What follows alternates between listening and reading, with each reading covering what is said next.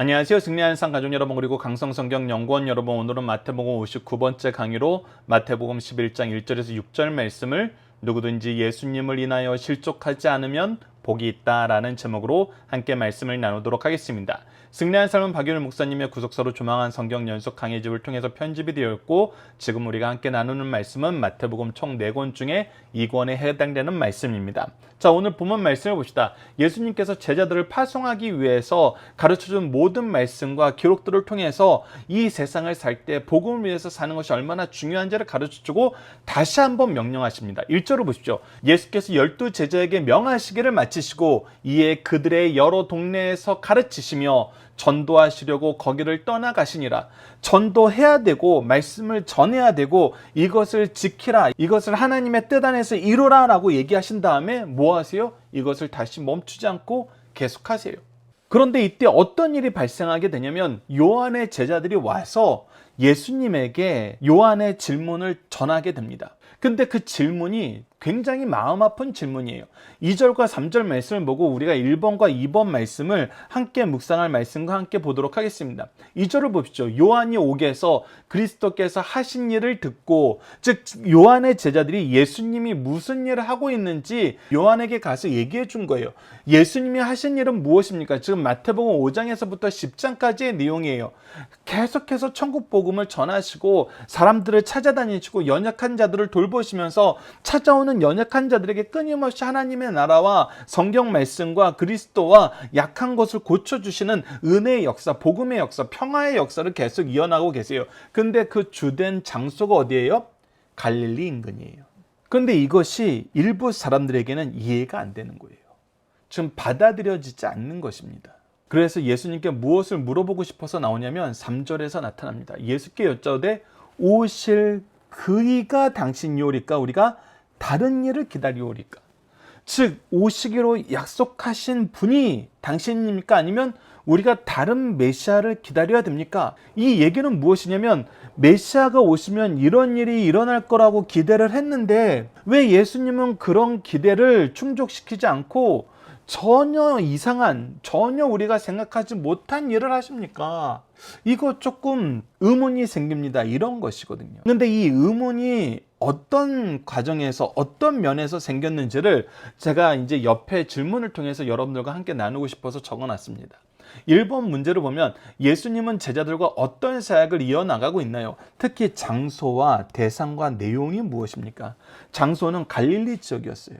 그리고 대상은 연약한 사람이었어요. 그리고 내용은 천국 복음이에요. 죄에 대한 문제예요. 이제 앞으로 우리가 계속 말씀을 통해서 확인하게 되는 건데 사람들은 이것이 지금 아닌 거예요. 사람들의 기대는 이것이 아니에요. 장소는 예수님의 형제들도 얘기했지만 예루살렘이 되었으면 좋겠어요. 왜? 여기에 유력 인사들이 많고 사람들이 더 많이 모이거든요. 그리고 대상은 누가 되었으면 좋겠어요? 오히려 주권자들이 되었으면 좋겠어요. 특히 세례 요한이 주목해서 계속해서 메시지를 전할 때 항상 그 대상이 누구였습니까? 바리새인들이고 서기관들이었고 대제사장들이었고, 지금 현재 감옥에 갇힌 이유는 뭐예요? 헤롯 왕이었어요.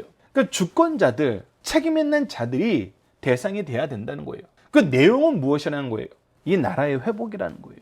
이 로마를 이기는 거라는 거예요. 정치적인 부분이라는 거예요.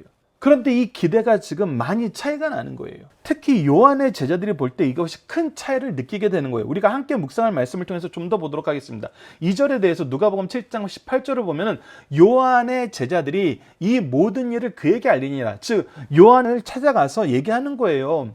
아니 지금 예수님이 이런 일을 하고 계시는데 이거 우리가 기대하고 바랐던 것과 다른 거 아닙니까? 이거 어떻게 뭔가 좀 조치를 취해야 되거나 아니면 우리가 다른 분을 기다리는 준비를 해야 되는 거 아닙니까? 이런 얘기를 했겠죠. 근데 여러분, 요한이 과연 이것을 몰랐을까요? 성경을 통해서 보면 요한이 이것을 몰랐을 거라고 생각되지 않습니다. 왜 그러냐면 예수님과 세례 요한의 만남의 장소에서 어떤 일이 있었냐면 요한복음 1장 29절을 보면 이튿날 요한이 예수께서 자기에게 나오심을 보고 이르되 보라 세상죄를 지고 가는 하나님의 어린 양이로다 라고 얘기하면서 분명히 예수님이 누구신지 알고 계셨어요. 왜 이 땅에 오셨는지도 알고 계셨어요. 그리고 세례를 받을 때 어떤 일이 있었어요? 우리가 이미 3장 17절 말씀을 통해서 확인했죠. 하늘로부터 소리가 있어 말씀하시되 이는 내 사랑하는 아들이요 내 기뻐하는 자라 하라 하시니라. 즉 예수님이 바로 하나님의 아들로서 이 땅에 오신 메시아인 것을 요한은 자기가 이 세상에 오면서 받은 사명을 통해서 확인했었고 하나님의 직접적인 증언으로도 확인을 했었어요. 그렇기 때문에 요한이 이것을 몰랐다고 볼 수 없습니다. 그런데 3절과 같은 질문이 나온 이유는 뭘까요? 예수님의 사역의 방향 때문입니다. 그런데 이 사역의 방향이 세례 요한이 사역하던 것과 차이가 났던 것도 아니었어요. 우리가 마태복음 3장 2절과 4장 17절을 보면서 확인을 했잖아요. 세례 요한이 외쳤던 게 뭐였어요? 회개하라, 천국에 가까웠느니라 했어요. 예수님도 그 사역을 시작하시면서 외치신 것이 뭐였어요? 이때부터 예수께서 비로소 전파에 이르시되 회개하라, 천국에 가까웠느니라 하시더라. 같은 거였어요. 동일한 거였어요. 그리고 이 일을 이루시기 위해서 계속해서 하신 것은 천국 복음을 선포하는 거였어요. 마태복음 5장 3절과 10절 심령이 가난한 자는 복이 있나니 천국이 그들의 것이며 시작해서 천국이 그들의 것이므로 시작해서 천국이 그들의 것이니라로 마무리되는 이 팔복의 말씀을 주셨어요. 의를 위하여 박해를 받는 자는 복이 있나니 천국이 그들의 것입니다. 그래서 이 지상 나라가 아니라 천국의 역사임을 분명히 얘기해 줬어요. 그리고 대상이 연약한 자가 돼야 된다는 것을 우리에게 가르쳐줬어요. 마태복음 4장 23절과 9장 35절 동일하게 기록된 말씀이었죠. 예수께서 온 갈릴리에 두루 다니사 그들의 회상에서 가르치시고 천국 복음을 전파하시며 백성 중에 모든 병과 모든 약한 것을 고치시니라. 이어서 9장 35절입니다. 예수께서 모든 도시와 마을을 두루 다니사 그들의 회당에서 가르치시며 천국 복음을 전파하시며 모든 병과 모든 약한 것을 고치시나. 그래서 갈릴리에서 시작해서 여러 도시와 회당으로 확장되는 건 있었어도 지역은 여전히 갈릴리 지역이었어요. 연약한 사람이 더 많은 지역이었어요. 유래하는 양이 더 많은 지역이었어요. 그래서 이 관점에서 볼 때 장소와 대상이 지금 가장 크게 문제가 되는 것이었고 내용도 하나님 나라에 대한 것으로 기존의 요한의 제자들과는 상당히 차이가 있는 거예요. 그래서 많은 분들이 이 부분에 대해서 우리의 믿음의 선배들이 많이 화기석을 하는데 이제 요한의 시대는 저물고 있어요. 그는 지금 감옥에 있어요. 그리고 요한의 제자들은 이제 요한을 보는 것이 아니라 요한을 보고 배우는 것은 제한적이에요. 간접적이에요. 이제 예수님을 직접 보고 배워야 돼요. 그래서 요한은 자기가 이 문제에 대해서 대답을 해주고 자기의 가르침을 다시 한번 제자들에게 얘기하기보다는 이들이 예수님의 제자가 되길 바라는 마음으로 예수님께 보내서 다시 한번 질문을 하라 그러는 거예요. 그리고 예수님의 가르침에 너희들이 순종하라 그러는 거예요. 그런 목적을 가지고 세례 요한이 예수님께 보냈다는 것이 우리가 앞서 말씀을 통해서 확인했던 것처럼 세례 요한이 이걸 모를 리가 없다는 거예요. 모를 리가 없는데 보낸 이유는 이제 제자들을 예수님께 보내어 제자들이 예수님께 순종하길 바라는 마음으로 이 질문을 하게 했다는 것입니다. 근데 이때 어떤 일이 발생합니까? 우리가 두 번째 단락을 봅시다. 4절에서부터 5절까지 보십시오. 예수께서 대답하여 이르시되 너희가 가서 듣고 보는 것을 요한에게 알리되 라고 얘기합니다. 즉 예수님께서 다시 한번 요한에게 알리는 이 대답을 제자들에게 대답해 주시는데 그 대답이 이 제자들이 모두 다 알만한 말씀, 이미 알고 있는 내용으로 대답을 하세요. 그것이 뭐냐면 바로 5절 말씀입니다. 맹인이 보며 못 걷는 사람이 걸으며 납병 환자가 깨끗함을 받으며 못 듣는 자가 들으며 죽은 자가 살아나며 가난한 자에게 복음이 전파된다라. 이 말씀이 어디서 나타난 것입니까? 바로 이사야서 말씀에 나타났던 메시아의 역사, 우리의 구세주의 역사에 대해서 미리 선지자를 통해서 알려주신 거예요. 이사야서 35장 5절에서 6절을 보십시오.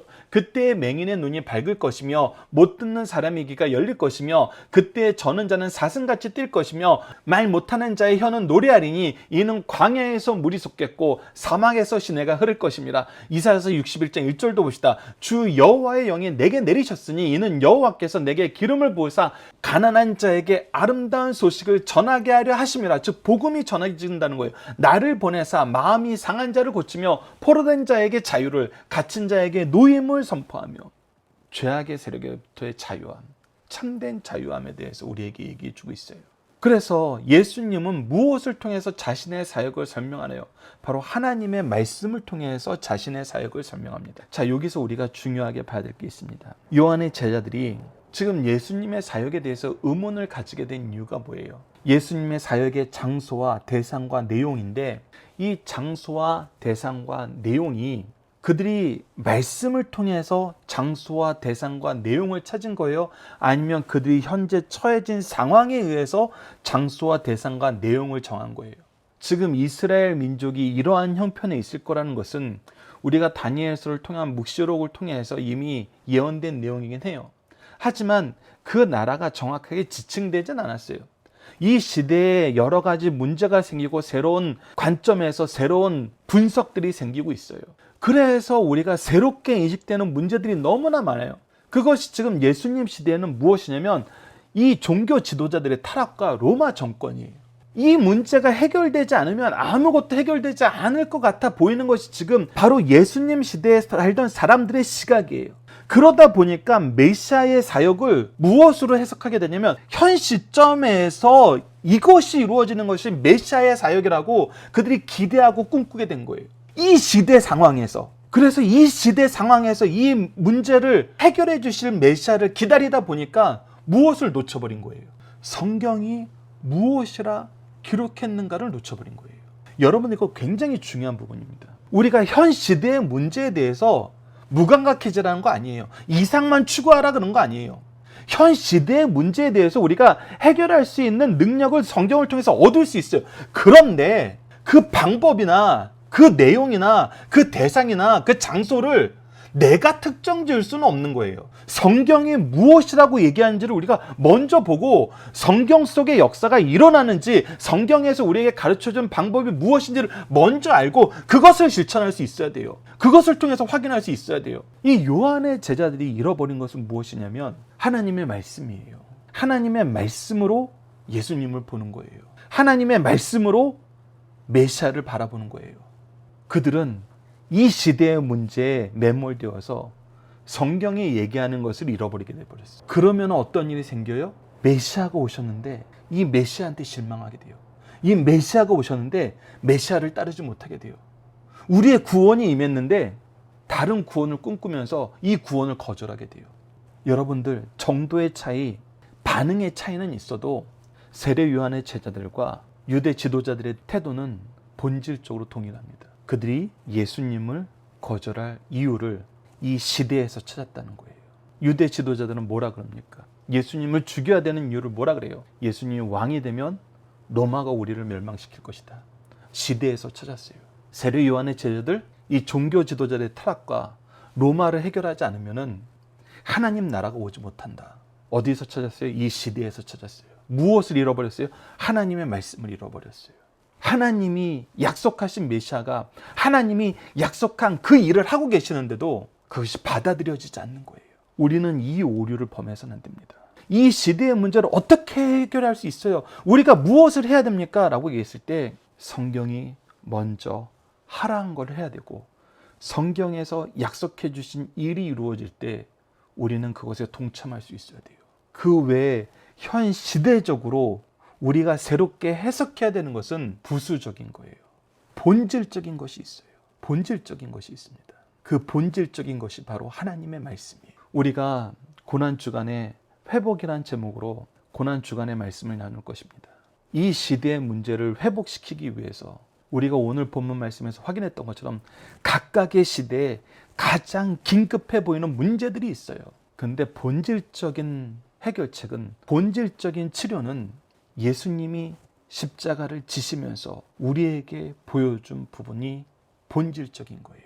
우리가 이 죄의 문제, 암하고 연결해서 많이 얘기하는데 여러분들, 암이 걸리고 육체가 연약해지면 합병증이 생깁니다. 가장 안타까운 치료 방법이 뭐냐면 핵심이 되는, 본질이 되는 질병을 해결하지 못해서 부수적으로 일어나는 합병증의 겉모습만 계속 치료하는 거예요. 이거는 그냥 임시 방편이에요. 오히려 몸이 약해지는 것을 해결하는 전혀 해결책이 되지 못해요.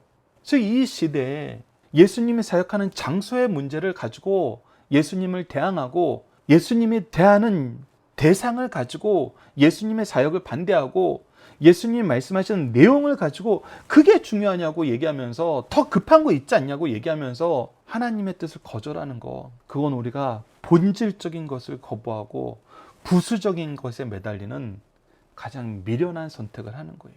그래서 세 번째 문제, 예수님은 무엇을 통해서 자신의 사역을 설명하나요?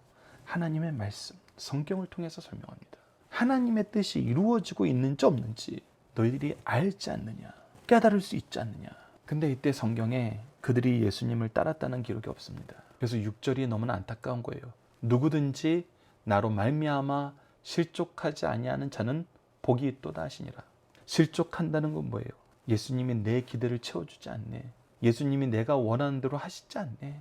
그래서 예수님을 떠나는 거예요. 예수님을 거부하는 거예요. 하나님의 은혜를 거부하는 거예요. 하나님을 떠나는 거예요. 너무나 안타까운 사건이거든요. 우리가 고린도후서 1장 18절과 22절로 24절을 봅시다. 십자가의 도가 멸망하는 자들에게는 미련한 것이요 구원받는 우리에게는 하나님의 능력이라. 그래서 하나님이 미리 약속하신 방법을 따르는 예수님을 보면은 미련한 것으로 보일 수 있어요. 시대에 뒤떨어진 것으로 볼 수 있어요. 뭘 모르는 것처럼 볼 수 있어요. 근데 이것이야말로 하나님의 능력입니다. 유대인은 표적을 구하고 헬라인은 지혜를 찾으나 우리는 십자가에 못 박힌 그리스도를 전하니, 그리스도를 전하는 것이 회복돼야 돼요. 예수 그리스도를 아는 것이 회복되고 예수 그리스도를 고백하는 것이 회복되고 믿고 선포하는 것이 회복돼야 돼요. 유대인들에게는 거리끼는 것이요 이방인들은 미련한 것이로되 오직 부르심을 받은 자에게는 유대인이나 헬라인이나 그리스도는 하나님의 능력이요 하나님의 지혜니라. 하나님의 능력이요 지혜니라. 이 능력과 지혜를 거부하지 마십시오, 여러분들. 성경을 기준으로 보셔야 됩니다. 성경을 통해서 이 시대를 볼 줄 아셔야 됩니다. 요즘은 우리를 이것을 성경적인 세계관이라고 부릅니다. 성경적인 세계관으로 예수 그리스도의 은혜의 역사로 이 세상을 보십시오. 예수님처럼 살고 예수님 맡기신 일을 여러분들의 삶의 목표로 두십시오. 그랬을 때 실족하지 않습니다. 그래서 네 번째 문제입니다. 어떤 경우에 예수님으로 말미암아 실족하나요? 나의 뜻과 예수님의 뜻이 다른 거예요.